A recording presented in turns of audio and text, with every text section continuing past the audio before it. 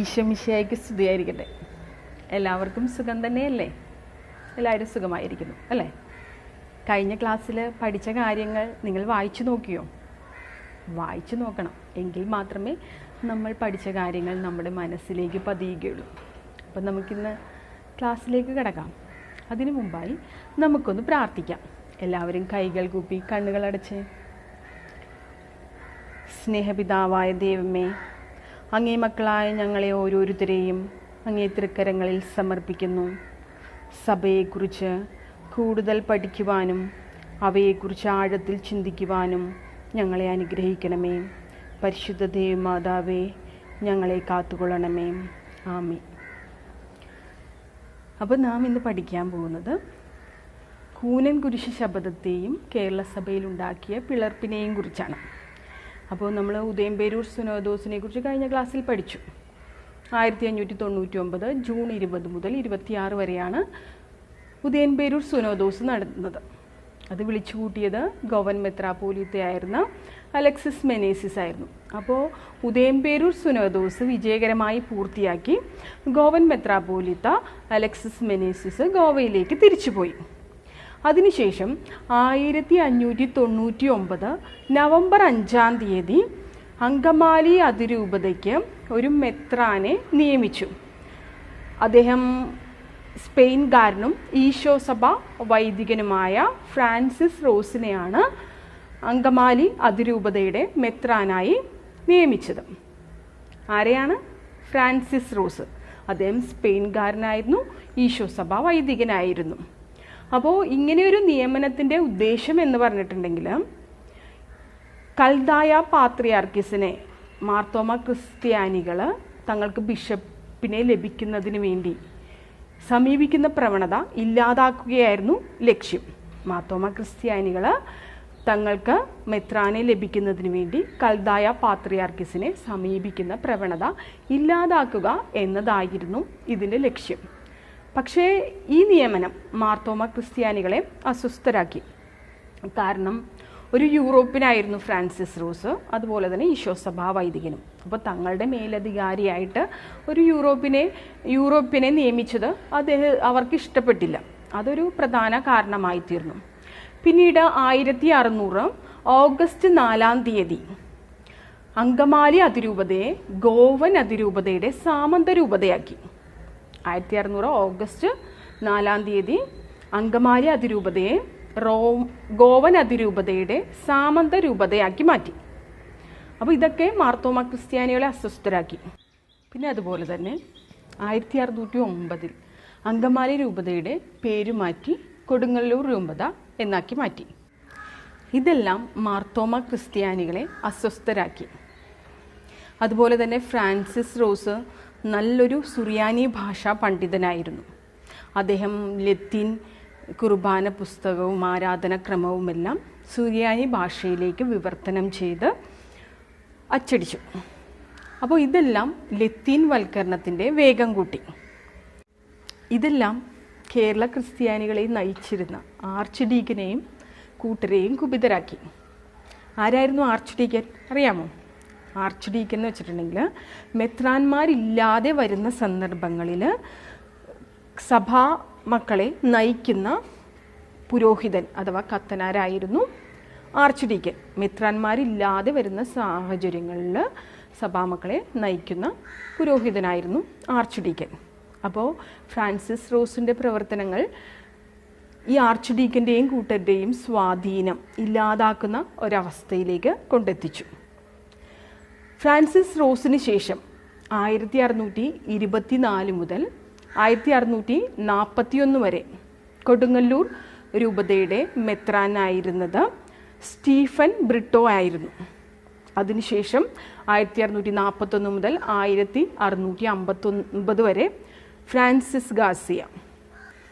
Stephen ബ്രിട്ടോയുടെയും Francis Garcia തുടങ്ങിയ മെത്രാപ്പോലിത്തമാരുടെ കാലത്ത് മാർത്തോമ ക്രിസ്ത്യാനികൾ ഈശോ സഭാ വൈദികരുടെ കീഴിൽ പ്രവർത്തിക്കാനും അതുപോലെ തന്നെ ലത്തീൻ വൽക്കരണത്തിന് കീഴിൽ കഴിയാനുമൊക്കെ വിസമ്മതിച്ചു. അപ്പോൾ ആ കാലത്ത് ആർച്ച് ഡീക്കനായിരുന്ന തോമസ് മധ്യേഷ്യൻ നെസ്തോറിയൻ കോപ്റ്റിക് പാത്രിയാർക്കിസുമായി രഹസ്യബന്ധം പുലർത്തുകയും തങ്ങൾക്കൊരു പൗരസ്ത്യ മെത്രാനെ വേണമെന്ന് ആവശ്യപ്പെടുകയും ചെയ്തു. ഈ സമയത്താണ് അഹത്തള്ള എന്നു പേരായ ഒരു പൗരസ്ത്യ മെത്രാൻ മൈലാപ്പൂരെത്തിയത്. ആരാണ്? അഹത്തള്ള. അദ്ദേഹം തനിക്ക് അഖിലേന്ത്യാ മെത്രാപോലീത്ത പട്ടമുണ്ടെന്ന് അവകാശപ്പെട്ടു. അപ്പോൾ ഒരു പൗരസ്ത്യ മെത്രാനായി കാത്തിരിക്കുന്ന മാർത്തോമാ ക്രിസ്ത്യാനികളെ സംബന്ധിച്ചിടത്തോളം അതൊരു സന്തോഷകരമായ കാര്യമായിരുന്നു. അപ്പോൾ മാർത്തോമാ ക്രിസ്ത്യാനികൾ അദ്ദേഹത്തെ സാദരം സ്വാഗതം ചെയ്തു. പോർച്ചുഗീസുകാർ അദ്ദേഹത്തെ കൊച്ചിയിലെത്തിക്കാമെന്ന് മാർത്തോമാ ക്രിസ്ത്യാനികൾക്ക് വാക്കുകൊടുത്തിരുന്നു.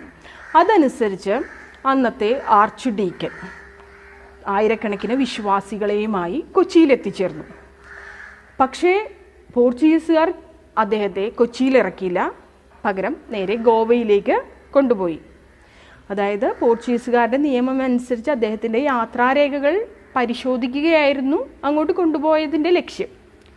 പക്ഷേ ഇത് മാർത്തോമാ ക്രിസ്ത്യാനികളെ കുപിതരാക്കി.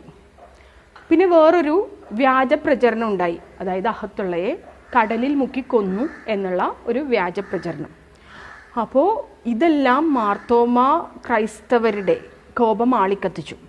അപ്പോൾ അവരെന്ത് ചെയ്തു എന്ന് വെച്ചിട്ടുണ്ടെങ്കിൽ മട്ടാഞ്ചേരിയിലെ കുരിശിൽ ഒരു ആലാത്ത്, അതായത് ഒരു കയറ് കെട്ടി അതിൽ പിടിച്ചുകൊണ്ട് ഇനി തങ്ങൾ ഈശോ സഭാ വൈദികരുടെ കീഴിൽ കഴിയുകയില്ല എന്ന് ശപഥം ചെയ്തു.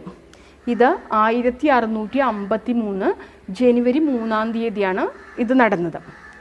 എന്നാണ് കൂനൻകുരിശ് ശപഥം നടന്നത്?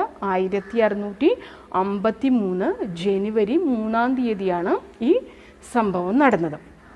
അതായത് മട്ടാഞ്ചേരിയിലെ കുരിശിൽ ഒരു കയർ കെട്ടി അതിൽ വിശ്വാസികൾ പിടിച്ചിട്ട് ഇനി മേലിൽ ഈശോ സഭാ വൈദികരുടെ കീഴിൽ തങ്ങൾ കഴിയുകയില്ല എന്ന് തീരുമാനിച്ചു, പ്രതിജ്ഞ ചെയ്തു. കേരള സഭയെ കീറിമുറിക്കുകയും ക്രൈസ്തവ വിശ്വാസികളുടെ ഇടയിൽ വിഭജനം സൃഷ്ടിക്കുകയും ചെയ്ത ഈ സംഭവമാണ് കേരള ചരിത്രത്തിലെ കറുത്ത അധ്യായമായ കൂനൻകുരിശ് ശപഥം. കൂനൻകുരിശ് ശപഥത്തെ തുടർന്ന് 12 വൈദികർ ആലങ്ങാട്ട് സമ്മേളിച്ച് ആർച്ച് ഡീക്കൻ തോമസിൻ്റെ തലയിൽ കൈവച്ച് അദ്ദേഹത്തെ മെത്രാപോലീത്തയായി വാഴിച്ചു. മെയ് 22 ഇത് നടന്നത്. ഇതോടെ വിഭജനം ഏറെക്കുറെ പൂർത്തിയായി.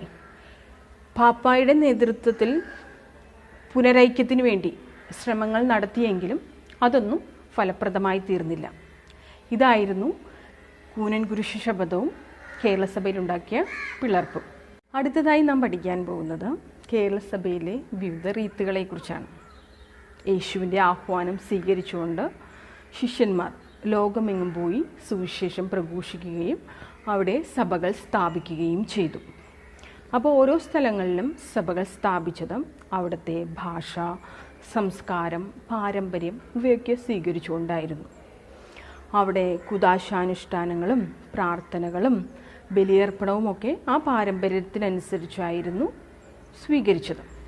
അപ്പോൾ ഈ ആരാധനാ രീതിയെയാണ് റീത്തെന്ന് അറിയപ്പെടുന്നത്. അനുഷ്ഠാനം, ആരാധനാ രീതി എന്നൊക്കെയാണ് റീത്ത് എന്ന പദത്തിൻ്റെ അർത്ഥം. റീത്തൂസ് എന്ന ലത്തീൻ പദത്തിൽ നിന്നാണ് റീത്ത് എന്ന വാക്ക് ഉണ്ടായത്.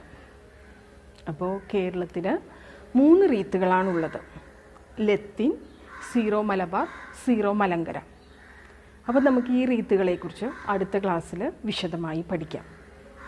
അപ്പോൾ നിങ്ങൾ ഇന്നത്തെ ചെയ്യാനുള്ളൊരു പ്രവർത്തനം, അതായത് കൂനൻകുരിശ് ശപഥത്തിൻ്റെ പ്രധാന കാരണങ്ങൾ എന്തായിരുന്നു, അവയുടെ ഫലം എന്തായിരുന്നു, എന്താണ് കൂനൻകുരിശ് ശപഥത്തിൻ്റെ കാരണങ്ങൾ എന്തായിരുന്നു, അവയുടെ ഫലം എന്തായിരുന്നു, ഇതിനെക്കുറിച്ച് ഒരു കുറിപ്പ് തയ്യാറാക്കി നിങ്ങളുടെ അധ്യാപകർക്ക് അയച്ചു കൊടുക്കുക. അപ്പം നമുക്കൊന്ന് പ്രാർത്ഥിച്ചാലോ? കാരുണ്യവാനായ ദൈവമേ, സഭയെക്കുറിച്ച് കൂടുതൽ പഠിക്കുന്ന ഞങ്ങൾ ഒരിക്കലും സഭയ്ക്കെതിരായി പ്രവർത്തിക്കാൻ ഇടയാക്കരുതേ. സഭ ഐക്യത്തിന് വേണ്ടി നിരന്തരം പരിശ്രമിക്കുന്ന മക്കളായി വളരുവാൻ ഞങ്ങളെ ഓരോരുത്തരെയും സഹായിക്കണമേ. ആമേൻ.